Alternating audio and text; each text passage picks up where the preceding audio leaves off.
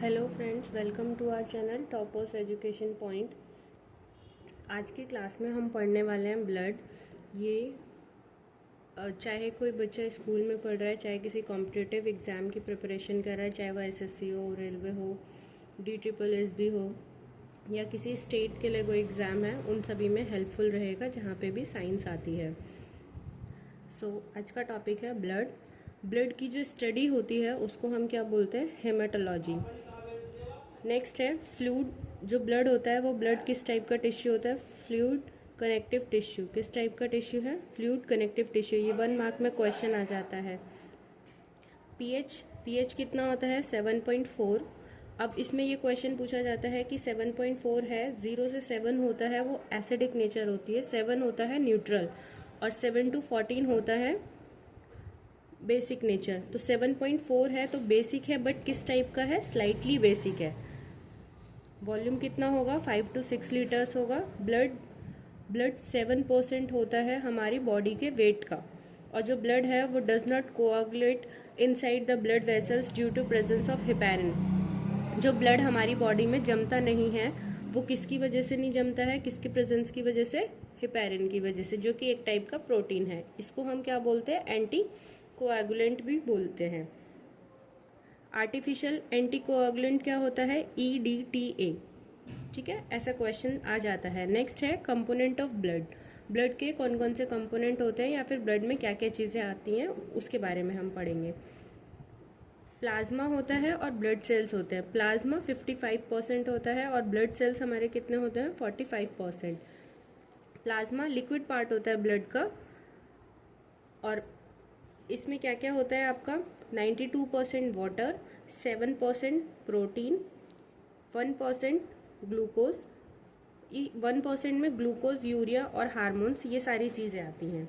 92% क्या है? वाटर है, ये आपको ध्यान रखना है। ब्लड सेल्स कितना है? 45% है, जिसमें हमारे RBC, WBC, प्लेटलेट्स, ये सारी चीज़ें आएंगी। उसके बाद आता है ब्लड प्रोटीन या फिर प्लाज्मा प्रोटीन। एल्ब्यूमिन एक ब्लड प्रोटीन है या फिर हम कहें प्लाज्मा प्रोटीन है। ये क्या है? मोस्ट अबंडेंट प्लाज्मा प्रोटीन है जो प्रोड्यूस होता है किसमें? लिवर में। मतलब सबसे ज़्यादा पाए जाने वाला प्लाज्मा प्रोटीन है जो प्रोड्यूस होता है लिवर में। ये क्वेश्चन इंपॉर्टेंट है, ये क्वेश्चन आता है तो इसलिए आप इसको ध्यान रखेंगे। Maintain osmotic pressure of the blood. Osmotic pressure जो होता है उसको ये मेंटेन करके रखता है। सेकंड है हमारा ग्लोब्यूलिन। ये किस में पार्ट करता है? एंटीबॉडीज़ के फॉर्मेशन में पार्टिसिपेट करता है। फिब्रिनोजन, ये it takes parts in blood coagulation. जो हमारी बॉडी में ब्लड के थक्के जमते हैं या फिर जब हमें ब्लड जमने की ज़रूरत होती है तो उसमें कौन सा प्रोटीन काम करता है? फिब्रिनोजन। तो ये चीज़ें आप ध्यान रखेंगे। अब हम ब्लड सेल्स को एक एक करके पढ़ेंगे, जिसमें हमने WBC, RBC और प्लेटलेट्स देखे थे। तो अभी हम पढ़ेंगे RBC, एरिथ्रोसाइट्स। उसको और किस नाम से जाना जाता है? Erythrocytes, red blood cells. अगर कहीं पे भी रेड ब्लड सेल हो या एरिथ्रोसाइट्स हो तो आपको समझ जाना चाहिए कि यहाँ पे किसके बारे में बात हो रही है? RBC के बारे में। तो फर्स्ट क्वेश्चन, ये फर्स्ट लाइन जो है ये बहुत इंपॉर्टेंट है। ये क्वेश्चन सीधे सीधे आता है। RBC कहाँ पे फॉर्म होती हैं? तो हमको क्या टिक करना रहेगा? Bone marrow. कहीं कहीं पे लॉन्ग बोन्स भी होता है, तो अगर बोन मैरो ऑप्शन में नहीं है और लॉन्ग बोन्स लिखा है तो आप इसको भी चूज़ कर सकते हैं। In fetus it is formed in liver and spleen. जो फीटस होते हैं उसमें क्या होता है? कहाँ पे फॉर्म होता है ये? लीवर में और स्प्लीन में। RBC काउंट कितना होता है हमारी बॉडी में?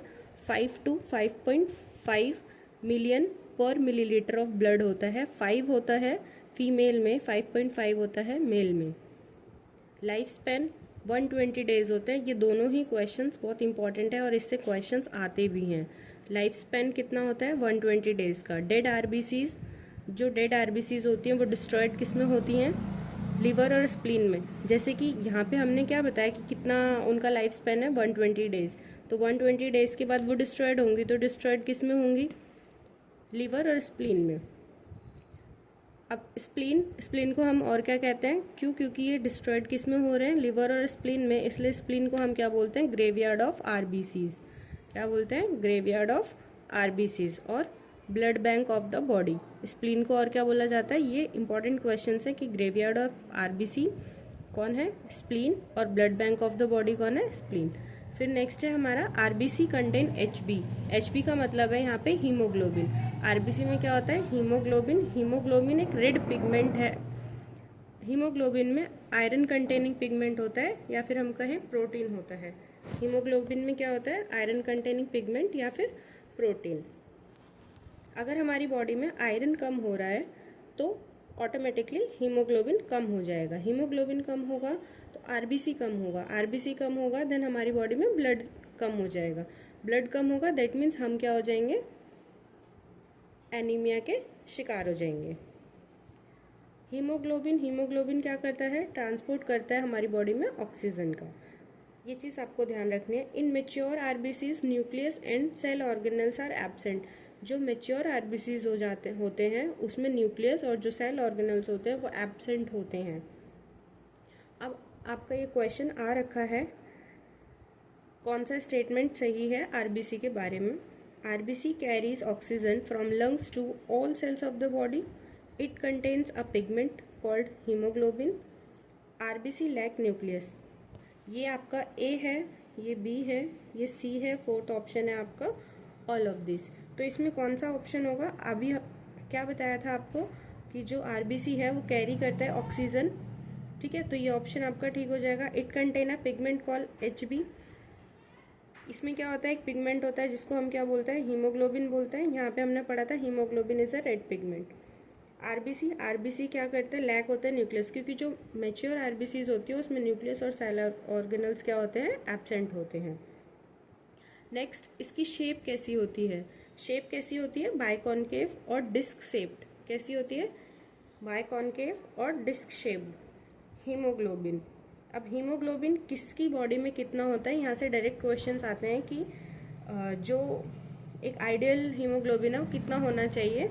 तो मेल में कितना होता है, 13 to 17 ग्राम पर डेसीलीटर। ऐसे G/DL लिखा आता है तो इसको क्या बोलेंगे हम, ग्राम्स पर डेसीलीटर। फीमेल में कितना होता है, 12 to 15 ग्राम पर डेसीलीटर। मेल में ज़्यादा होता है, फीमेल में कम होता है। रेशियो ऑफ आरबीसी और डब्ल्यूबीसी कितना हो जाएगा, 600:1। अगर दोनों का हम रेशियो देख रहे हैं आरबीसी और डब्ल्यूबीसी का, तो कितना हो जाएगा, 600:1। तो अभी तक जितनी हमने चीज़ें देखी थी वो थी आरबीसी के बारे में। अब हम पढ़ेंगे डब्ल्यूबीसी। डब्ल्यूबीसी को क्या बोला जाता है, वाइट ब्लड सेल या फिर ल्यूकोसाइट्स। ये आपको ध्यान रखना है, डब्ल्यूबीसी की जगह पे कहीं कहीं पे ल्यूकोसाइट्स भी आता है, तो आपको समझ जाना है कि ये किसके बारे में बात हो रही है, वाइट ब्लड सेल्स के बारे में। वाइट ब्लड सेल्स या फिर ल्यूकोसाइट्स को हम क्या बोलते हैं, सोल्जर ऑफ द बॉडी। क्या बोलेंगे हम इसको, सोल्जर ऑफ द बॉडी। क्यों, क्योंकि ये हमारी बॉडी को इम्यूनिटी प्रोवाइड करता है, हमें बीमारियों से बचाता है, इसकी वजह से हम इसको क्या बोलते हैं, soldier of the body. Formed in bone marrow. Same RBC भी वहीं पे बनती है, कहाँ पे, बोन मैरो पे, और डब्ल्यूबीसी भी कहाँ बनेगी, बोन मैरो में।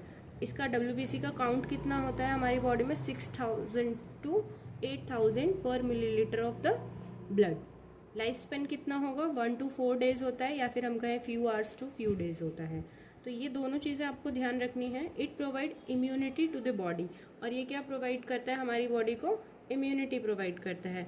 अब वाइट ब्लड सेल्स के अगर हम टाइप देखें तो इसमें आपको सारी चीज़ें याद करने की ज़रूरत नहीं है, पर आपको नाम पता होने चाहिए कि कौन कौन से टाइप्स होते हैं। टाइप्स में सबसे पहले कौन सा होगा डब्ल्यूबीसी का टाइप, एग्रान्यूलोसाइट और ग्रैन्युलोसाइट। ठीक है, ये दो चीज़ें को आपको नाम ध्यान रखने हैं, जिसमें से इसके दो पार्ट्स में बाइफरकेट होता है, मोनोसाइट और लिम्फोसाइट। एग्रान्यूलोसाइट जो है किस में डिवाइड हो रहा है, दो पार्ट्स में, मोनोसाइट और लिम्फोसाइट। फिर लिम्फोसाइट आपका आगे वापस जाके दो पार्ट्स में बाइफरकेट होता है, बी लिम्फोसाइट और टी लिम्फोसाइट। तो अगर आपको इसमें कहीं से भी ऐसा क्वेश्चन आता है कि ये किसका पार्ट है या किसका टाइप है, तो आपको पता होना चाहिए। और ये जो टी लिम्फोसाइट्स होते हैं इसको हम क्या बोलते हैं, टी हेल्पर सेल्स। ये हमारी बॉडी में एक बहुत ही इंपॉर्टेंट रोल प्ले करते हैं। अगर इसकी वजह से हमारी बॉडी में बहुत सारी प्रॉब्लम्स आ सकती हैं अगर इसकी क्वांटिटी कम हो गई तो। अब आगे देखिए, नेक्स्ट दो पार्ट्स बताए थे मैंने, एग्रान्यूलोसाइट और ग्रेन्युलोसाइट। ठीक है, अब इसमें कौन कौन से हैं,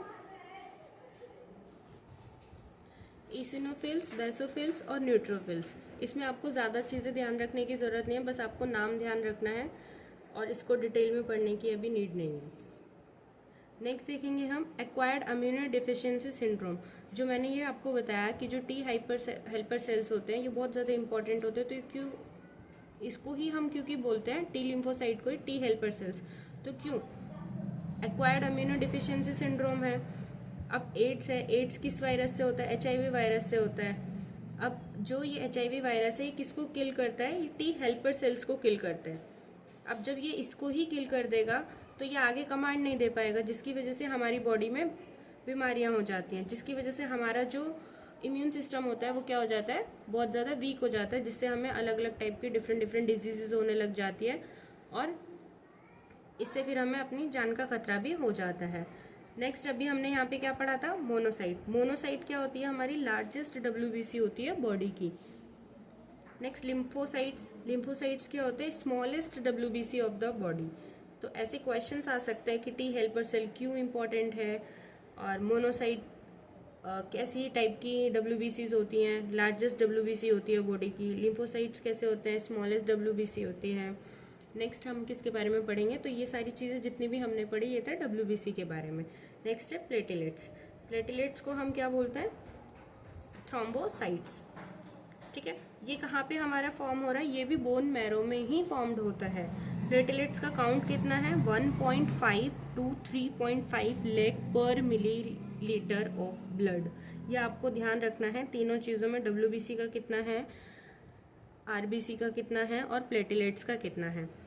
कहाँ पे बन रही हैं तीनों चीज़ें बोन मैरो में ही बन रही हैं। प्लेटलेट्स का काउंट कितना है, 1.5 to 3.5 लैक्स पर millilitre of the blood. Life span कितना है इसका, 5 to 8 डेज होता है। फंक्शन, ये हमारी बॉडी में ब्लड के क्लॉटिंग में पार्टिसिपेट करता है।